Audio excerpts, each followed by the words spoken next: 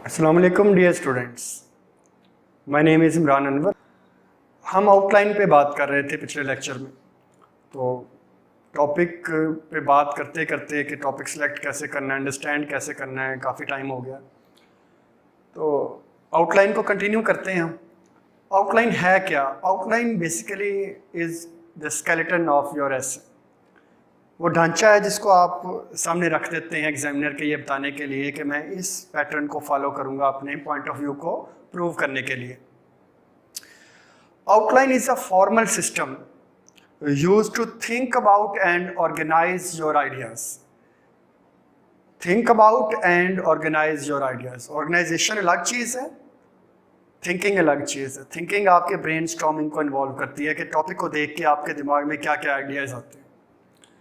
Outline जो है मेरे नज़दीक जो सर्व करती है पर्पस को, वो ये है कि whether your ideas connect to each other or not.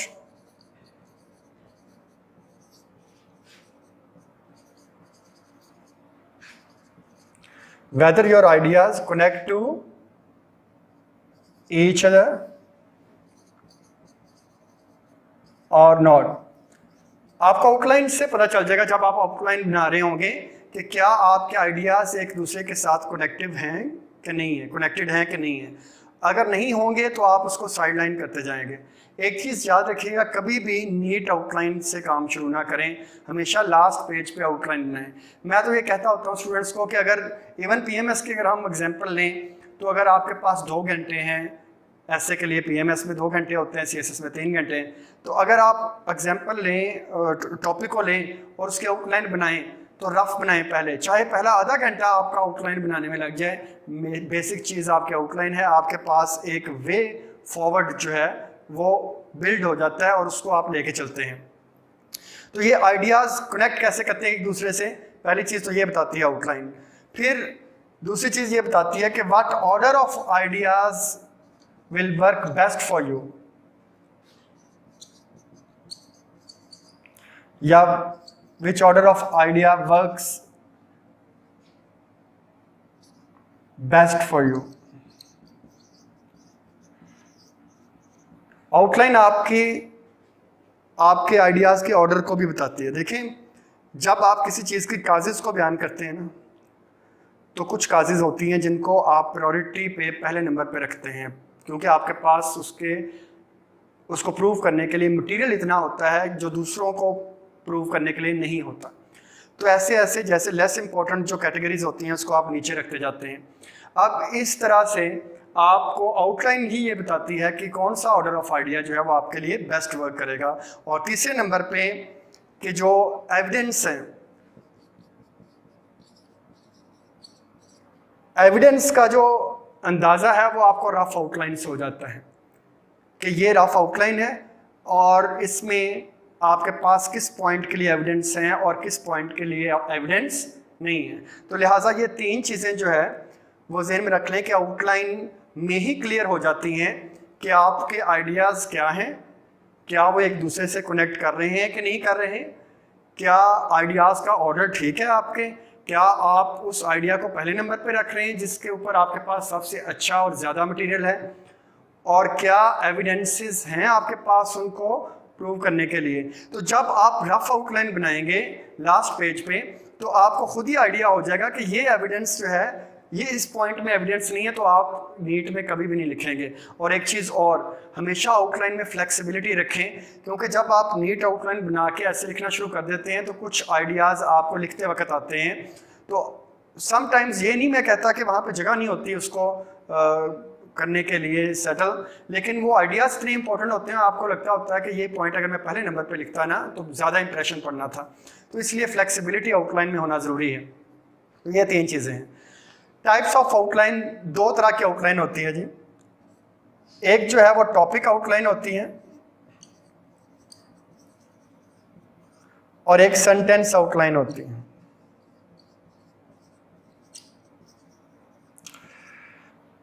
जो टॉपिक आउटलाइन है वो शॉर्ट फ्रेजेस के ऊपर होती है और ये वहाँ वर्क करती है जहाँ पे आपके पास आइडियाज़ ज़्यादा होते हैं और ज़्यादातर चलती ही टॉपिक आउटलाइन है।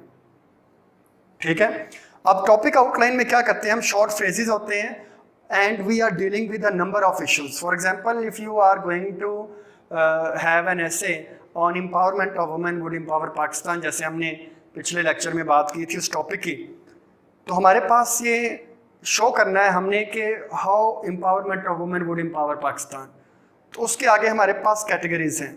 सोशल लेवल पे अगर एम्पावर्ड होती हैं वुमेन तो सोशल प्रॉस्पेरिटी है, इकोनॉमिक लेवल पे क्या होगी उसके असरात, इसके अलावा पॉलिटिकल अगर लेवल पे एम्पावर्ड होती हैं वुमेन तो उसके ऊपर क्या असरात होंगे, कंट्री के ऊपर सॉरी उसके क्या असरात होंगे। तो ये चीज़ें हमने देखनी, ये सारी सब कैटेगरीज हैं। तो जब तक आपके पास फर्दर कैटेगरीज नहीं होती तब तक टॉपिक आउटलाइन वर्क नहीं करती। सेंटेंस आउटलाइन जो है ये ज़्यादातर कम्प्लेक्स टॉपिक्स में आती है। फॉर एग्जांपल जैसे मैंने पहले कहा पिछले लेक्चर में कि if life throws lemon make lemonade, ये अब कम्प्लेक्स थोड़ा टॉपिक है, तो आप इसको सिंबॉलिक वे में इंटरप्रेट करेंगे जी कि अपॉर्चुनिटी का भी सिंबल हो सकता है लेमन, कि अगर लाइफ आपको अपॉर्चुनिटी दे रही है तो उसका फुल यूज़ करो, उसको लेमनेड बनाओ। या लेमन जो है वो हार्श रियलिटीज़ का सिंबल हो सकता है, जिसको आप लेमन से आप जो है वो लेमन वाटर बनाते हैं और उसको मीठा कर देते हैं। तो मतलब ये है कि मुख्तलिफ वे में आप इंटरप्रेट करते हैं तो फिर उनकी आगे सब कैटेगरीज नहीं बनती। तो जब सब कैटेगरीज नहीं बनती तो फिर टॉपिक आउटलाइन वर्क नहीं करती। जिस टॉपिक में सब कैटेगरीज कम बनती हैं उसमें ज़्यादा स्टूडेंट सेंटेंस आउटलाइन को जो है वो तरजीह देते हैं। अब सेंटेंस आउटलाइन में क्या होता है कि फुल सेंटेंसेस लिखे जाते हैं। फॉर एग्जांपल अगर आप लिख रहे हैं कि if god rusts what shall iron do, ये 2013 के पेपर में आया हुआ है, if god rusts what shall iron do. अब ये कम्प्लेक्स टॉपिक है, इसको आप आगे फर्दर कैटेगरी में बहुत कम है कि आप लेके चलें, तो आपके 4-5 पॉइंट्स बनते हैं, वो भी सेंटेंस में पूरे। फॉर एग्जांपल आप कहते हैं कि गोल्ड जो है वो एक एक्सट्रीम जो है वो प्योरिटी का सिंबल है, ठीक है, और जो आयरन है यानी गोल्ड प्योरिटी का और कॉस्टली चीज़ का सिंबल है, आयरन जो है वो चीपर है। तो अगर गोल्ड को जंग लग रहा है तो आयरन का क्या हाल होगा। तो इसको आप डिफरेंट वे में इंटरप्रेट कर सकते हैं कि अगर डेमोक्रेसी का ये हाल है तो डिक्टेटरशिप का क्या होगा, अगर रिलीजियस लीडर्स का ये हाल है तो दूसरों का क्या होगा, पॉलिटिकल लीडर्स का ये हाल है तो उनके फॉलोअर्स का क्या होगा। मतलब उसको आप पूरे सेंटेंस वाइज आपने इम्प्लीमेंट करना है उसको। तो जो फर्दर कैटेगरीज नहीं बनती उसमें सेंटेंस आउटलाइन आती है और ये ज़्यादातर कम्प्लेक्स टॉपिक्स को जो है वो डील करने के लिए यूज़ होती है। इसके बाद हम देखते हैं जी कि आउटलाइन को हमने फिर कैसे लेके चलना है मज़ीद।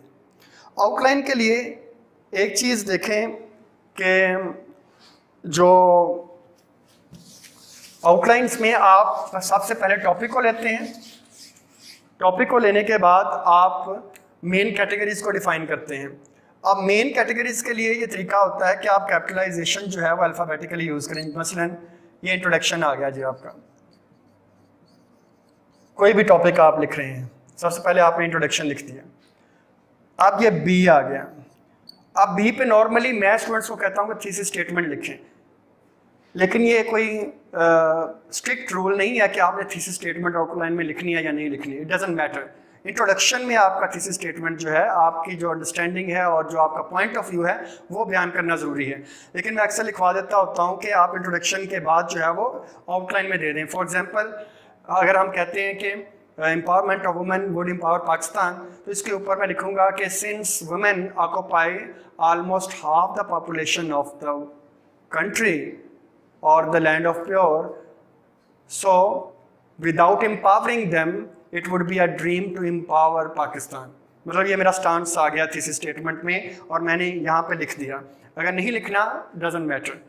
तो जब आउटलाइन आप बनाते हैं तो टॉपिक को पहले तो आप ट्री डायग्राम भी बना सकते हैं कि सेंटर में आपने टॉपिक लिखा, यहाँ पे सेंटर में कोई भी जो टॉपिक है उसको लिखा और उसकी मेन कैटेगरीज जो है वो बनाना शुरू कर दें। एक तो ये तरीका है कि मेन कैटेगरीज पहले बना ली।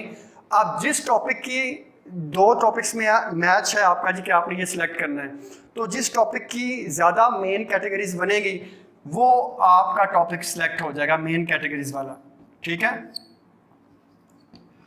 अब मेन कैटेगरीज के बाद जब आपने मेन कैटेगरीज डिसाइड कर लेनी है, फॉर एग्जांपल इसी टॉपिक को लेते हैं कि empowerment of women would empower Pakistan, तो उसकी मेन कैटेगरीज ये हैं कि पहली बात तो यह है कि पावर एम्पावरमेंट ऑफ वुमेन का एम्पावरमेंट ऑफ पाकिस्तान के साथ क्या रिलेशन है, यानी interplay of empowerment of women and empowerment of Pakistan, interplay है इनका कि नहीं है। पहली कैटेगरी आपकी ये बन गई। फिर उसके बाद उसकी सब कैटेगरीज तो बाद की बात है, लेकिन इसको बताना पड़ेगा कि अब तक क्यों नहीं एम्पावरमेंट हुई वुमेन की। What else Pakistani system to empower women, क्या बुराइयां हैं इसमें, क्या बीमारी है इस सिस्टम में कि एम्पावरमेंट अभी तक नहीं हुई 50% पॉपुलेशन होने के बावजूद औरतों की। फिर आपके पास में सब कैटेगरीज आ जाएगी कि जो फैक्टर्स हैं that can contribute to the empowerment of women. ये मेन कैटेगरीज हैं। सबसे पहले आपने जो है वो मेन कैटेगरीज बनानी होती है, मैंने आपको कहा है, और जाहिर है कि रिजल्टेंटली एम्पावरमेंट ऑफ वुमेन जो है वो एम्पावर करेगी पाकिस्तान को। ठीक है, factors that can contribute to the empowerment of women. इस तरीके से आप फिर यहाँ तक भी ऐड कर सकते हैं कि recent steps taken by the government, या कौन से जो लीगल फ्रेमवर्क जो है वो तैयार किया गया है, वुमेन प्रोटेक्शन ऑर्डिनेंस जो है वो तैयार किया गया है 2012 में, या इस तरह के जो भी ऑर्डिनेंस हैं या तहफ़्फ़ुज़ात के लिए जो एक्ट्स हैं या ऑर्डिनेंसेस हैं सॉरी, तो उसको आपने मेंशन करना है। स्टेप्स जो है वो गवर्नमेंट के आप बता सकते हो कंक्लूजन की तरफ। अब आपको पता है कि ये आपकी मेन कैटेगरीज तैयार होगी, तो आपने मेन कैटेगरीज जो है वो यहाँ पे लिखना है। अगर हम कहें कि interplay of women empowerment, interplay of women empowerment and empowerment of Pakistan, अब ये आपका मेन कैटेगरी है। तो इसके बाद आपने सब कैटेगरी जो है वो ढूंढनी है, याद रखें। तो उसमें याद रखें कि ये कैपिटलाइजेशन है, तो जो सब कैटेगरी है एक तो आपने गैप देना है थोड़ा सा, और दूसरा उसको आप स्मॉल लेटर्स में लिखेंगे। यानी इकोनॉमिक एम्पावरमेंट का क्या इम्पैक्ट होगा, सोशल का क्या होगा, पॉलिटिकल एम्पावरमेंट का क्या होगा, ये सारे आपने पॉइंट्स जो है वो ऐसे लिखते जाना है। तो ये सब कैटेगरीज जो है वो बन जाएंगी इसके। तो सब कैटेगरीज जो हैं वो बाद में बनेंगी, लेकिन टॉपिक जिन दो टॉपिक्स में बार बार कह रहा हूं मैं आपको कि आपको मैच है, दोनों टॉपिक्स में कंपटीशन है कि आप कौन सा जो है वो सिलेक्ट करेंगे। तो आप उन दोनों टॉपिक्स को रफ एंड पे जाके ऐसे सेंटर में लिख के उसकी एक ट्री डायग्राम बना लें, या इस तरह लिख लें जैसे मैंने जो है वो बनाया है, उसकी मेन कैटेगरीज को आइडेंटिफाई करें। तो अगर मेन कैटेगरीज आपकी आइडेंटिफाई हो गई तो सब कैटेगरीज आपको खुद ब खुद आ जाएंगी। तो जब जिसकी ज़्यादा मेन कैटेगरीज बन रही हैं, अब उन ये नहीं, बात का क्या होता है कि मेन कैटेगरीज आपके पास 7-8 बन रही होती हैं, या सब कैटेगरीज 7-8 बन रही होती हैं।